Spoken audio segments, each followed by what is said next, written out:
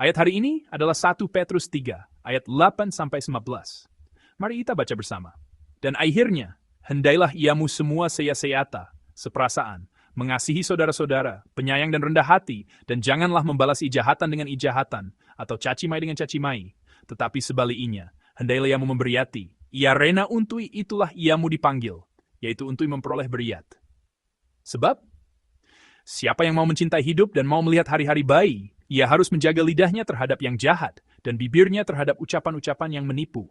Ia harus menjauhi yang jahat dan melayui yang baik. Ia harus mencari perdamaian dan berusaha mendapatiannya.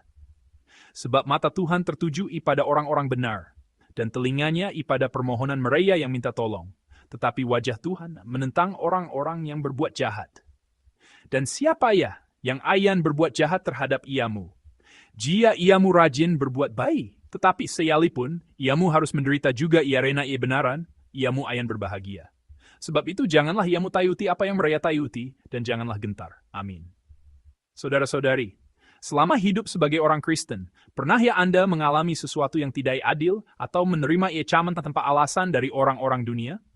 Ketika kita telah bertindak jujur, memilih kebenaran, dan dengan setia melayui yang terbaik, tetapi yang imbali pada kita justru ancaman atau fitnah. Di dalam hati kita muncul pertanyaan seperti ini.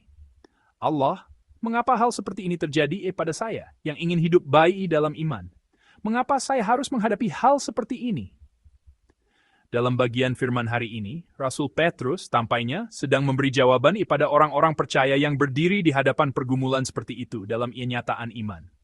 Para penerima surat 1 Petrus adalah orang-orang dari bangsa-bangsa lain yang telah bertobat dan hidup tersebar di seluruh wilayah Asia Kecil. Dalam masyarakat Romawi pada waktu itu, mereka dianggap seperti pendatang dan orang asing yang tinggal menumpang. Mereka bukan hanya diucilian oleh teman, Rayan Ierja, dan irabat mereka, iarena percaya pada Yesus Kristus, tetapi juga harus menerima siap dingin dan diskriminasi sosial. Orang-orang yang ditempatian di tengah penganiayaan dalam relasi terdekat, dan dalam semua relasi sosial, seperti itulah orang-orang Kristen pada masa itu. Secara historis, masa itu juga adalah masa ia penganiayaan besar oleh Kaisar Nero dari Roma, sedang mendekat. Suasana zaman itu sangat mengancam bagi orang-orang Kristen.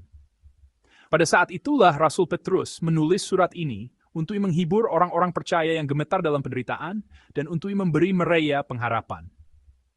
Bagian yang kita baca hari ini menyatakan siap relasional dan identitas rohani yang harus dipegang oleh orang-orang percaya yang menderita di tengah dunia. Jadi, bagaimana kita harus hidup ia menderita, dan siapa ya ayu ia sedang menderita? Bagian hari ini memberi jawaban atas pertanyaan itu. Untuk menduyung pengajarannya, mulai dari ayat 10 Rasul Petrus mengutip pernyataan dari Mazmur 34. Mazmur 34 adalah Mazmur Daud. Mazmur itu ditulis ia Daud melarikan diri Get dan berpura-pura menjadi orang gila. Itulah saat Daud mengalami penderitaan yang sungguh benar. Daud telah menjatuhkan Goliat. Ia telah menyelamatkan bangsanya. Tetapi pada pahlawan yang menyelamatkan bangsa itu, Saul melemparikan tombay untuk membunuhnya. Ia hendak membunuh pahlawan yang telah menyelamatkan bangsa itu. Daud telah melayuian hal yang benar, tetapi ia harus melarikan diri di tengah penderitaan. Dan di tanah musuh, ia harus diperlayuian seperti orang gila. Itulah ia nyataan penderitaan karena ia benaran yang sungguh dialami Daud. Pernyataan pada saat itulah yang sekarang sedang dibawa oleh Petrus. Ada dua alasan mengapa Rasul Petrus tidak berhenti hanya dengan penghiburan. Kuatian hatimu. Allah akan menjagamu. Tetapi membawa pernyataan Mazmur. Yang pertama, ia ingin menyatakan janji Allah yang memelihara orang benar yang menderita. Ia mengatakan agar mereka tidak berputus asa hanya karena ada nyataan penderitaan. Ia meneruskan firman janji Allah pada orang-orang percaya yang menderita, yaitu bagaimana Allah sedang bekerja di tengah penderitaan orang benar. Janji seperti apa yang sedang Allah berikan, dan penghiburan seperti apa yang diterima Daud ia berdoa di hadapan Allah. Alasan yang lain adalah bahwa dasar dari pernyataan iwatianlah hatimu di tengah penderitaan ini bukanlah pikiran pribadi Petrus. Ia sedang menyatakan bahwa Allah sendiri sedang menghibur iamu, Allah sendiri sedang menguatkan iamu, dan Allah sendiri sedang menopang iamu. Saya sungguh berharap, kita merenungian firman dalam 1 Petrus ini. Semua orang yang sedang melewati penderitaan dan masa-masa sayit dalam hidupan iman dapat mendengar suara Allah. Mari kita melihat isi bagian hari ini sedikit lebih diat. Dalam ayat 8, Petrus terlebih dahulu menyebutkan 5 ibajian batin yang harus dimiliki orang-orang percaya untuk mengatasi penderitaan. Seya-seyata, seperasaan, iasi persaudaraan, belas iasihan, dan irendahan hati. Dari satu sisi, 5 ibajian ini dapat terlihat seperti hasil dari pembinaan moral dasar manusia. Tetapi, Petrus tidak menyebutiannya seyadar untuk memberi pelajaran agar kita memilih ibajian manusiawi seperti itu. Semua ini adalah buah-buah rohani yang Allah hasilkan ia. Ia memanggil orang-orang percaya menjadi gereja dan memelihara komunitas yang adalah tubuh gereja. Dengan iata lain, 5 ibajian ini adalah iaraiter Kristen. Iaraiter rohani yang harus dimilih oleh orang-orang percaya, oleh orang-orang Kristen. Ketika orang-orang percaya yang menderita saling merasaian luya satu sama lain dan merendahian diri, barulah gereja dapat menjadi tempat perhentian yang iudus, yang tidak runtuh sekalipun berada di tengah penganiayaan dunia yang iras. Sebenarnya, alasan gereja hari ini, ia hilangan ia iwatannya mungkin ia rena ia ibajian-ibajian seperti ini sedang menghilang dari dalam gereja. Gereja yang seharusnya bersatu justru tidak sehati dan terpecah. Gereja yang seharusnya berbelas kasihan justru membangun tembok yang tinggi. Gereja yang seharusnya merendah justru ingin menjadi tinggi. Maya, buyania gereja sebagai tubuh Kristus seperti yang diatait ayan Alkitab semakin melemah. Ketika gereja berusaha berdiri dengan benar sebagai gereja di tengah penganiayaan dan penderitaan dari luar, dan bersama pemain misteri yang menikah antara tebai penderitaan. Ini bukan hanya nasihat untuk komunitas, tetapi juga nasihat Allah pada diri saya, pada saya yang dipanggil Allah menjadi gerejanya. Sebelum kita berhadapan langsung dengan penderitaan dan merenungiannya, jika kita tidak terlebih dahulu merenungian iaraiter Kristus dan beran kita sebagai orang Kristen, kita tidak dapat berdiri menghadapi penderitaan. Kita perlu terlebih dahulu menata hati dan hidup kita yang harus berdiri di hadapan Allah. Rasul Paulus berkata dalam Efesus 6 agar kita mengenaian seluruh perlengkapan senjata Allah. Sebab tempat kehidupan kita adalah peperangan rohani. Kalau begitu, di tengah penderitaan dan berbagai tantangan hidup, hal pertama yang harus kita layukan adalah berdiri dengan benar di hadapan Allah. Sekarang Rasul Petrus sedang menolong gereja memegang iembali iaraiter rohani yang berharga, yang harus dimiliki gereja dan harus dipegang oleh orang-orang percaya dalam gereja. Melalui hal ini, ia sedang menuntun mereka agar dapat mengatasi kenyataan penderitaan. Lalu ayat 9 menyampaikan praiti iman, yang sungguh mengejutian pada orang-orang percaya yang sedang menderita. Ini disampaikan dengan sangat ioniret. Mari kita membaca bersama pernyataan ayat 9 dalam bagian hari ini. Ini ayat 9. Janganlah membalas ijahatan dengan ijahatan, atau cacimai dengan cacimai. Tetapi sebaliknya, hendailah iamu memberiati, rena untuk itulah iamu dipanggil, yaitu untuk memperoleh beriat. Amin. Pernyataan ayat 9 adalah perintah yang sepenuhnya membalikan logia balas dendam dunia. Jangan membalas ijahatan dengan ijahatan, tetapi beriatilah. Dalam perjanjian lama ada huyum pembalasan atas luia. Mata ganti mata, tangan ganti tangan, telinga ganti telinga. Jika seseorang meluiai bagian tubuh orang lain, maya meluiai kembali sesuai dengan luia itu dianggap adil. Jika di piirian, itu adalah bentuk keadilan yang sederhana. Karena ia telah meluiai miliu, maya milinya juga diluyai. Pada masa itu, itulah keadilan, ia benaran, dan ia setaraan. Tetapi setelah Yesus datang, semuanya berubah sepenuhnya.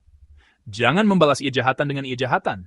Jangan mengembalikan sesuai dengan apa yang telah kita terima. Sebaliknya, beriatilah. Ini sungguh tidak mudah dipahami dan juga sulit dilayukan. Apakah alasan paradoksal bahwa orang percaya harus memberiati, bukan membalas, di tengah penderitaan? Mengapa nasihat yang seolah-olah tidak masuk ayat ini diberikan pada orang-orang percaya?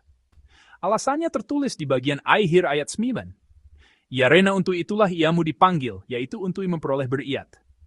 Ada pernyataan bahwa hidup dalam penderitaan bukanlah tai derita, melainkan panggilan. Ketika kita membagian firman pada hari Tuhan minggu lalu, kita juga merenungian bagian ini bersama. Penderitaan itu indah, penderitaan itu anugerah. Apa ya orang-orang yang tidak percaya pada Allah mengetahui kebenaran ini? Apa ya orang-orang yang tidak mengasihi Allah mengetahui hal ini? Hanya orang yang percaya pada Allah dan mengasihi Allah yang mengetahui bahwa kenyataan penderitaan adalah kenyataan anugerah, bahwa di balik penderitaan yang terlihat oleh mata ada anugerah Allah. Ada beriat Allah yang luar biasa yang tidak dapat dipenuhi oleh dunia ini. Apa ya mereka mengetahuinya? Sama sekali tidak. Bahwa Ita dipanggil karena penderitaan berarti Ita sekarang berada di sini untuk bertemu dengan anugerah Allah melalui penderitaan, dan juga agar Allah menegaikan Ita sebagai pribadi pembawa beriat, sehingga melalui Ita beriat itu mengalir. Identitas rohani Ita yang menderita adalah bahwa Ita adalah penyampai beriat. Dan agar Ita menjadi penyampai beriat itu, Allah telah menjadikan Ita pribadi pembawa beriat. Jika Ita mengingat salib Yesus Kristus, hal ini menjadi sangat jelas. Yesus menderita. Tanpa dosa sama sekali, ia mati di kayu salib. Itu benar-benar penderitaan sang benar. Tetapi penderitaan itu bukan untuk dirinya sendiri. Itu adalah penderitaan untuk menghidupian saya dan untuk menghidupian Ita. Ia datang dunia ini sebagai sumber beriat. Kita mengayuinya dalam lagu pujian, bukan? Datanglah sumber segala beriat, itulah Yesus. Yesus adalah sumber beriat, pribadi yang membawa beriat. Melalui dia Ita semua yang percaya padanya menjadi anak-anak beriat. Kalau begitu apa identitas Ita? Kita adalah pribadi pembawa beriat. Orang yang mengenal anugerah melalui penderitaan, orang yang dapat menyatakan Allah melalui penderitaan, itulah Ita, orang-orang Kristen. Karena itu, dalam inyataan penderitaan yang sedang Ita alami siarang, dalam inyataan Said yang sedang Ita alami siarang, Ita harus justru memberiati dan berjalan sebagai pribadi pembawa beriat yang sesuai dengan panggilan itu. Ini tidak mudah. Di bagian manapun Alkitab tidak mengatakan bahwa hal itu mudah. Yesus juga berkata, berbahagialah orang yang dianiaya oleh sebab benaran, karena mereka yang empunya kerajaan sorga. Ia tidak mengatakan bahwa penganiayaan tidak ada.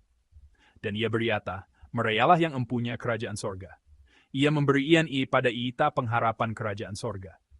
Saudara-saudari yang terkasih, Ita bukan orang-orang yang memandang hari ini dan menganggap hari ini sebagai segalanya. Kita memang hidup pada hari ini, tetapi Ita adalah umat yang hidup dengan memelui kerajaan Allah yang sedang mendayat pada Ita besok. Karena itu, sekalipun besok tidak Ita tahui, tetapi besok itu Ita ini. Karena Ita mengenal kerajaan yang yudus itu, di tengah dunia hari ini yang penuh dengan penderitaan dan rasa sakit, Ita adalah pribadi-pribadi pembawa beriat. Maya pada setiap orang yang Ita jumpai, pada setiap orang yang bersama dengan Ita. Ita tidak boleh membalas dengan kejahatan, melainkan harus memberiati. Saya percaya itulah hidup orang Kristen yang menderita, karena benaran, dan yang memiliki identitas rohani, bahwa Allah telah memanggil saya dalam penderitaan. Hari ini juga, di tengah penderitaan, pergumulan, dan rasa sakit yang datang dalam berbagai bentuk, kiranya Ita mengingat panggilan Allah dan hidup sebagai hidupan yudus yang mengalirkan anugerah itu di dalam nama Tuhan.